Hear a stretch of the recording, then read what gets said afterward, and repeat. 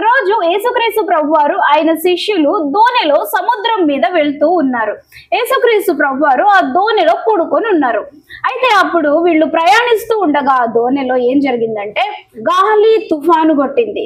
గాలి తుఫాను వచ్చేసరికి ఎలా అంటే ఆ గాలి ఆ తుఫాను చాలా భయంకరంగా ఉండడం బట్టి ఆ దోణిలోకి కూడా వాటర్ వచ్చేసినాయి. వీళ్ళందరూ కూడా దోణిలోకి ఆ వాటర్ రాగానే ఆ భయంకరమైన తుఫాను గాలిని చూడగానే శిష్యులందరూ కూడా భయపడిపోతున్నారు.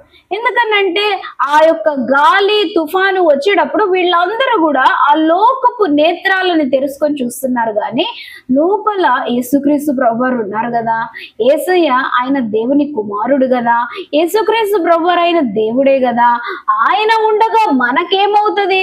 ఆయన ప్రాణానికి ఏ హాని జరగనప్పుడు మన ప్రాణానికి కూడా ఏ హాని జరగదు. మనము ఆయన ధోనిలో ఉన్నామంటే సురక్షితంగా ఉన్నాము అని విశ్వాసము లేకుండా వాళ్ళు ఏం చేస్తున్నారంటే యేసయ్య దగ్గరికి వెళ్ళి చెప్తున్నారు భయపడిపోయి, అయ్యా మేము నశించిపోతున్నామయ్యా, నీకు చింత లేదా? ఎందుకంటే యేసయ్య పడుకున్నారు కదా, అందుకని నీకు చింత లేదా? చూడండి, అదే ధోనిలో యేసుక్రీస్తు ప్రభువారు కూడా ఉన్నారు కదా. శిష్యులు చనిపోతే, శిష్యుల ప్రాణానికి హాని వస్తే యేసుక్రీస్తు ప్రభువారి ప్రాణానికి హాని రాదా? ఎందుకంటే ఆయన కూడా శరీరంలోనే ఉన్నాడు కదా, మా అందరి మనుషుల్లాగే శరీరంలోనే ఆయన కూడా ఉన్నాడు కదా. చూడండి, యేసుక్రీస్తు ప్రభువారు ఆత్మీయ నేత్రాలు కలిగి ఉన్నవాడు. ఆయనకి ఏదేది జరుగుతుందో అన్ని కూడా ఆయనకు తెలుసు. మనుషులమైన మనము కొన్నిసార్లు ఆత్మీయ నేత్రాలతో చూడకుండా లోకపు నేత్రాలతో మనము చూసేసి చాలా సార్లు విశ్వాసాన్ని పోగొట్టేసుకొని ఊరికే అన్నిటి గురించి కూడా మనం భయపడిపోతూ ఉంటాము, దిగులు పడిపోతూ ఉంటాం, టెన్షన్ పడిపోతూ ఉంటాం. కానీ దేవుడు అంటున్నాడు కదా, నిన్ను ముట్టువాడు తన కనుగుడ్డును ముట్టినట్టే. హల్లెలూయా. చూడండి, మనకి బలముగా ఉండవలసింది విశ్వాసము. అక్కడ అలలు రేగుస్తున్నాయి, తుఫాన్ వస్తుంది, నీళ్లు లోపలికి వచ్చేస్తున్నాయి, చాలా సౌండ్స్ వచ్చేస్తున్నాయి, ఏమో భయంకరమైన పరిస్థితి ఉందేమో. కానీ అటువంటి పరిస్థితిలో కూడా మనల్ని రక్షించడానికి మనతో పాటు మన రక్షకుడు ఉన్నాడు. ఈ విశ్వాసమే కావాలి. వీళ్ళందరూ యేసుక్రీస్తు ప్రభువారిని లేపుతుంటే యేసయ్య లెగిసి అంటున్నాడు కదా, ఫస్ట్ ఆయన లెగిసి గద్దిచ్చాడు. ఆ గాలి నిమ్మళమైపోయింది, ఆ తుఫాను గాలి మొత్తం కూడా నిమ్మళమైపోయింది. అప్పుడు యేసయ్య అంటున్నారు కదా, మీ విశ్వాసం ఎక్కడా? మీ విశ్వాసం ఎక్కడా? చాలా మందికి విశ్వాసం ఉండదండి. అనేకమైన శ్రమల్లో మనం చిక్కుకుపోతూ ఉంటాము. ఎందుకు అని అంటే లోకపు నేత్రాలతో మనము లోకములో జరిగే సమస్యలని శ్రమలనే చూస్తాం. కానీ ఆత్మీయ నేత్రాలు తెరుచుకొని నా దేవుడు నాకుండగా ఎటువంటి శ్రమ సమస్య వస్తే మాత్రం నాకేమవుతుంది? నాకేం అవ్వదు కదా, నన్ను కాపాడటానికి నా దేవుడు ఉన్నాడు కదా అనే విశ్వాసము రాదు చాలా మందిలో. అందుకని మనం అనేకమైన కార్యాలని పొందుకోకుండా, అనేకమైన గొప్ప ఆశ్చర్య కార్యాలని చూడకుండా అదే సేమ్ లైఫ్ ని మనం లీడ్ చేస్తూ ఉంటాం. ప్రియ సహోదరి, దేవుడు నీతో చెప్తున్నాడు కదా, నీ దగ్గరికి ఒక శ్రమ వచ్చినప్పుడు యాక్సెప్ట్ ఇట్.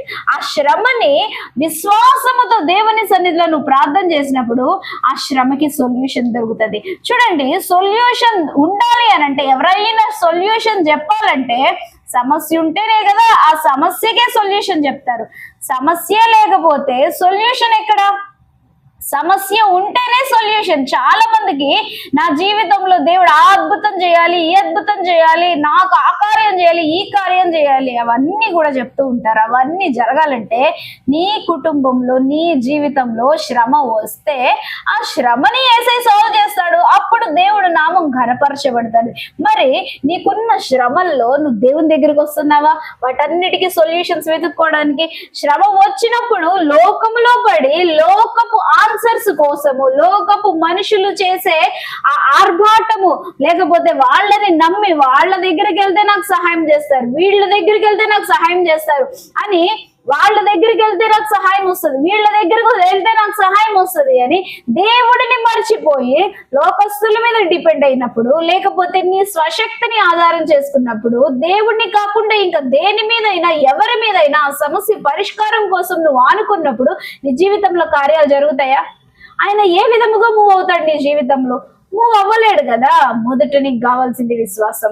వాళ్ళ దగ్గరికి వీళ్ళ దగ్గరికి నీ స్వశక్తి మీద కూడా ఆధారపడొద్దు, కానీ దేవుని శక్తిని నీవు ఆశ్రయించు, దేవుని నామాన్ని నీవు ఆశ్రయించు, దేవుని ఘనమైన నామాన్ని బలంగా పట్టుకొని ఎప్పుడైతే దేవుని సన్నిధిలో నీవు స్తుతించి ఆరాధించి నీ పరిస్థితి మొత్తం కూడా ఆయనకి చెప్పి నమ్మి విశ్వసిస్తావో అప్పుడు దేవుడు నీ జీవితంలో బలమైన కార్యం చేస్తాడు.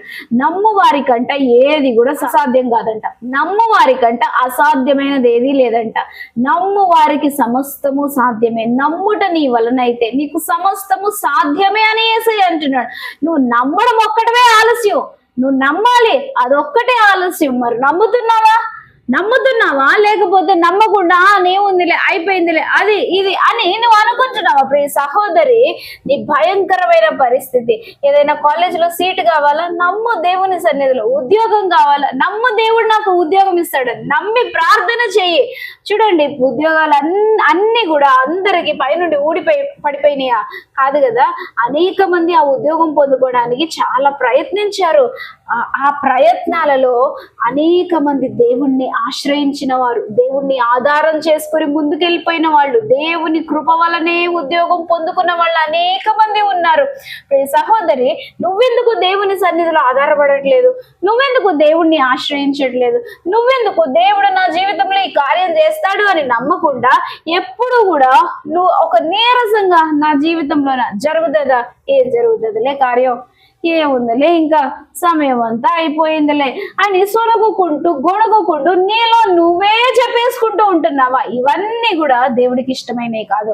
చూడండి, ధోనిలో యేసుక్రీస్తు ప్రభువారు ఉన్న ధోని మీదే తుఫాను అలలు లెగిస్తే నీ జీవితంలో నా జీవితంలో శ్రమలు రావడం ఏమన్నా గొప్ప కాదు కదా. యేసుక్రీస్తు ప్రభువారు ఉన్న ధోనిలోనే ఆ యొక్క అలలు లెగిసినాయి, తుఫాను గాలి లెగిసింది. నీ జీవితంలో నా జీవితంలో అనేకమైన శ్రమలు రావడము అవేమి పెద్ద గొప్ప కాదు, కానీ నార్మలే.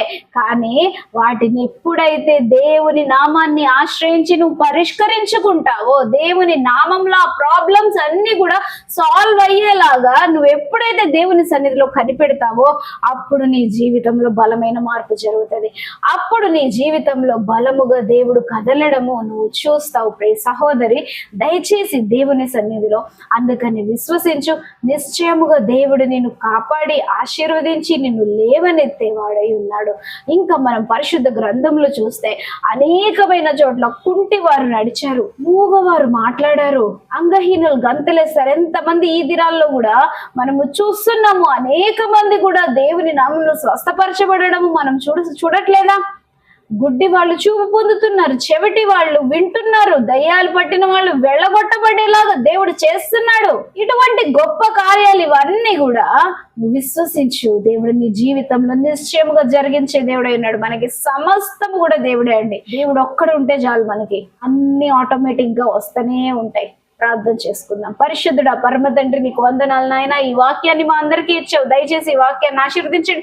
ప్రతి ఒక్కరి హృదయంలో ఈ వాక్యాన్ని నాటి బలముగా గొప్పగా ఫలించేలాగా, నూరంతల్లాగా ఫలించేలాగా సహాయం దయచేయండి. కృప చూపించండి. ఇవే మహిమను పొందుకోండి. నిశ్చయముగా మాలో విశ్వాసం మాకు అనుగ్రహించండి ప్రభా. విశ్వాసంతో మేము ముందుకు సాగడానికి, మా జీవితంలో వచ్చే ప్రతి సమస్య పరిష్కారం మేము పొందుకునేలాగా మిమ్మల్ని విశ్వసించి మా జీవితంలో నీ బలమైన కార్యాలను జరిగించమని తండ్రి, నీవే మహిమని పొందుకోమని యేసుక్రీస్తు ప్రభువారి నామములో ప్రార్థించి వేడుకుంటున్నాం పరమ తండ్రి. ఆమెన్, ఆమెన్, ఆమెన్. హల్లెలూయా. దయచేసి ఈ వీడియోని లైక్ చేసి, షేర్ చేసి, కామెంట్ చేయండి. దేవునికే స్తోత్రం. ఈ ఛానల్ని కూడా సబ్స్క్రైబ్ చేయండి.